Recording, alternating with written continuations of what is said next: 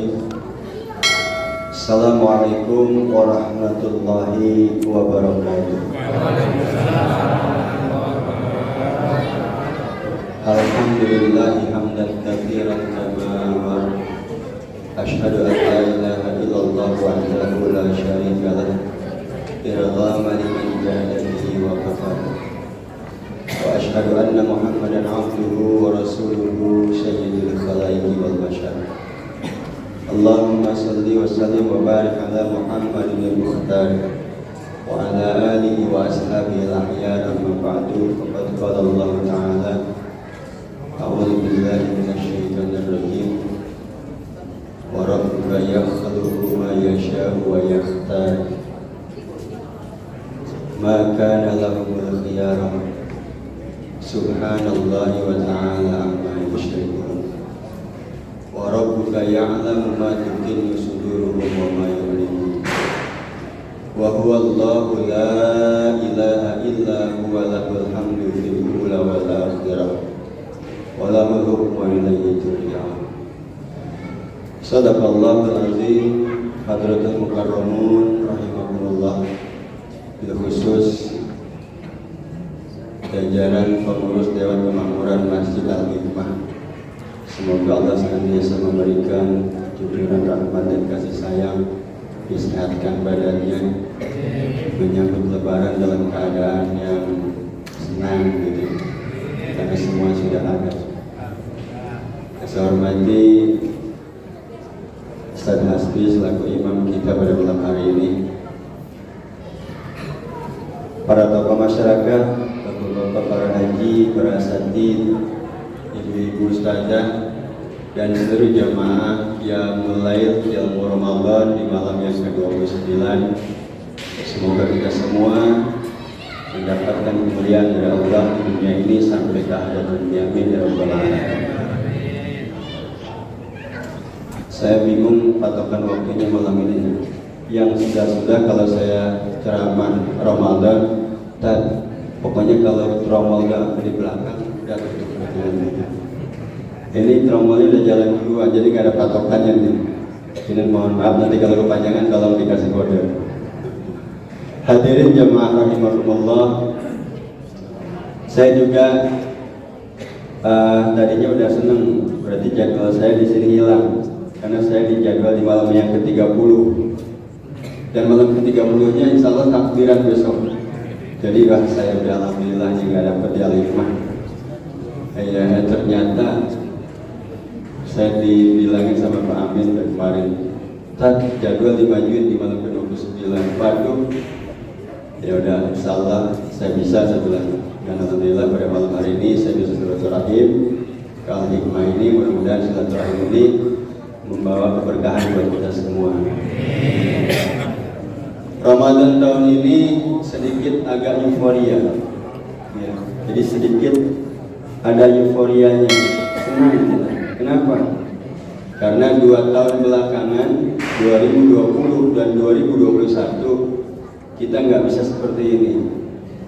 Kita hidup dalam pembatasan karena pandemi, sholat berjarak, silaturahmi berkurang. Ternyata begitu 2022 kita dipersilahkan untuk mengadakan kegiatan Ramadan, ya, makin membludak, lebih dari tahun 2019. Entah karena memang penduduknya yang bertambah atau memang karena euforia. 2 tahun nggak ketemu, 2 tahun kita nggak bersama-sama Ramadan dan melaksanakan kegiatan Ramadan sebagaimana biasa. Jadi ada euforia, ada rasa terbebas dari kekangan yang sudah Allah berikan kepada kita selama 2 tahun. Kemudian di akhir Ramadan, setelah Allah firmankan walitukmilul iddata, sempurnakan hitungan puasa kalian, ya, sampai 29 atau 30. Kemudian walitukabbirullah, kemudian takbir. Nah, jadi besok malam takbir kalau memang ini malam yang terakhir.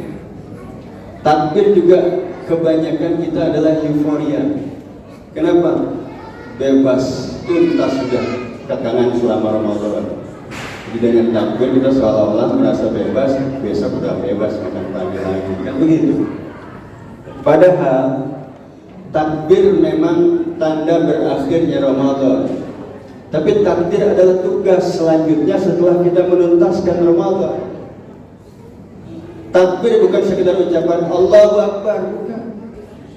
Tapi di takbir ada komitmen bahwa hanya Allah yang kita besarkan dalam kehidupan kita. Allah yang harus dominan mengatur kehidupan kita. Jadi membesarkan Allah berarti menjadikan Allah yang dominan mengatur kehidupan kita. Dari mulai kita bangun tidur sampai kita tidur lagi harus lebih banyak Allah yang ngatur. Jangan diri yang ngatur, jangan nafsu kita yang ngatur. Dan Allah ada dimanapun. Jangan cuma Allah itu ada di masjid saja ketika Ramadan, tapi begitu besok dagang balik lagi nipu lagi. Kenapa? Karena kalau dagang maka prinsip kapitalis, prinsip ekonomi, mengeluarkan modal sekecil-kecilnya untuk mendapatkan untung yang sebesar-besarnya. Itu teori kapitalis yang diajarkan sama anak kita dulu. Saya termasuk yang belajar ekop dulu ya. Ekonomi koperasi kita diajarkan bahwa prinsip ekonomi mengeluarkan yang sekecil-kecilnya untuk mendapatkan keuntungan yang sebesar. Islam berarti. Jadi kita udah dijejali dengan teori-teori seperti itu. Makanya begitu ke pasar kita terpaksa nipu lagi. Kenapa? Karena Tuhannya cuma ada di Ramadan, Tuhannya cuma ada di masjid, di pasar bebas dengan hukum kapitalis yang kita pelajari di sekolah-sekolah. Jadi takbir ini sebetulnya komitmen kita bahwa setelah kita tuntas dibina di bulan Ramadan menjadi orang yang bertakwa, maka bukti ketakwaan kita harus menjadikan Allah yang dominan. Bukan Allahnya, tapi aturan Allah yang Allah sediakan buat kita berupa agama yaitu ad-dinul Islam harus dominan mengatur kehidupan kita. Makanya tugas kita bukan sekedar menjadikan Allah dominan, berarti kita harus belajar juga Islam ngatur apa saja sih dalam keluarga, Islam ngatur apa saja sih dalam ekonomi, Islam ngatur apa saja sih dalam pendidikan. Kalau kita mau menjadikan Allah yang dominan mengatur kehidupan kita, maka kita harus tahu banyak tentang bagaimana cara Allah mengatur itu.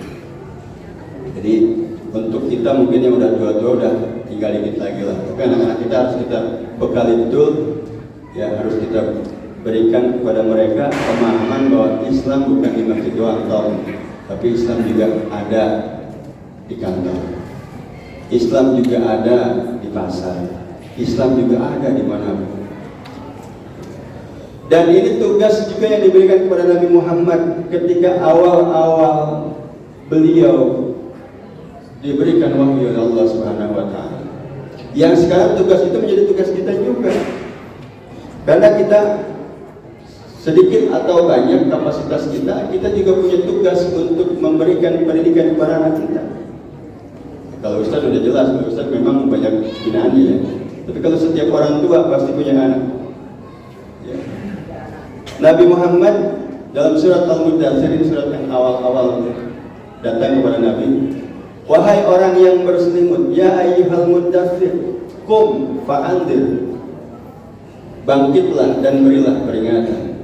Ini juga mengajarkan kita kalau kita mau nyuruh anak sekolah, menyuruh anak sering baca buku di rumah, kan belajar tahu bapaknya tidur mulu. Jangan, qum, kamu dulu bangkit, kamu dulu berangkat ke masjid, baru ajak anak ke masjid. Qum fa'andir, wa rabbaka fakabir, dan Tuhanmu jadikanlah dia dominan mengatur kehidupan.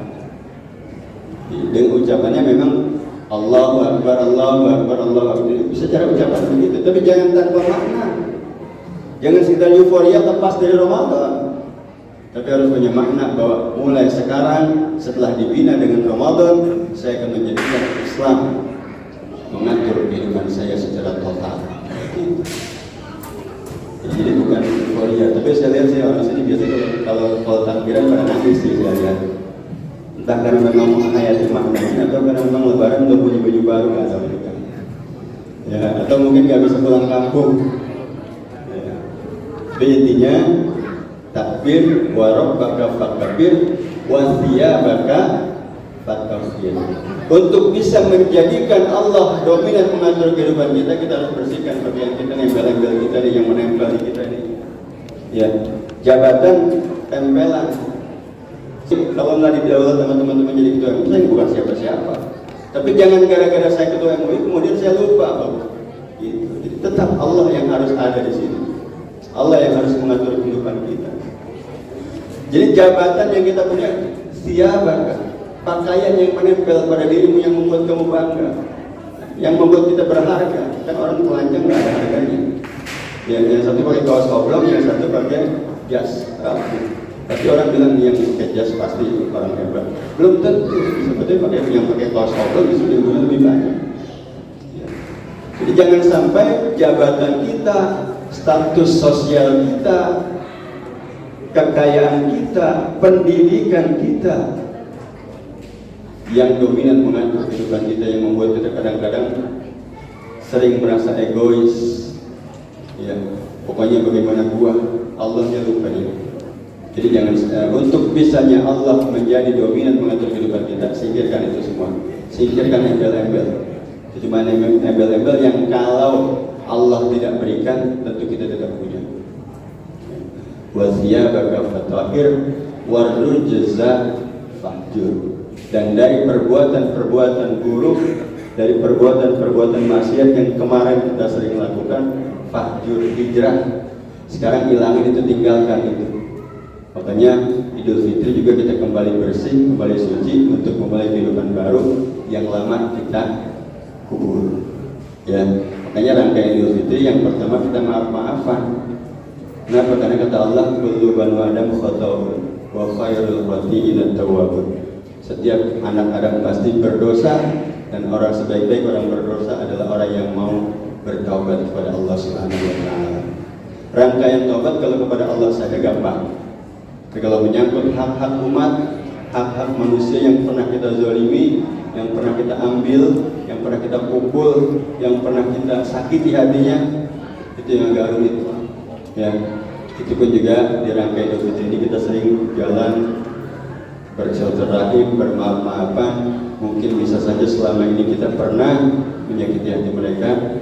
Kita berkomitmen sama-sama mulai Ramadan, mulai Idul Fitri tahun ini, kita hapuskan itu semua, sama-sama saling melupakan, dan kita mulai besok jangan sampai begitu lagi, jangan sampai ulang lagi. Yang lama kubur bisa pulang lagi, jangan. Yang lama kita hilangkan, yang baru kalau bisa kita perbaiki. Ya. Mudah-mudahan Ramadan tahun ini bisa menjadikan kita manusia-manusia yang hidup dengan komitmen untuk membesarkan Allah, menjadikan Allah dominan mengatur kehidupan kita sepanjang seluruh total aktivitas kehidupan kita. Dari mulai kita bangun tidur sampai kita tidur lagi, dimanapun kita berada, Allah ada di situ. Demikian, banyak maaf jika ada kekurangan. Billahi taufiq wal hidayah. Assalamualaikum warahmatullahi wabarakatuh.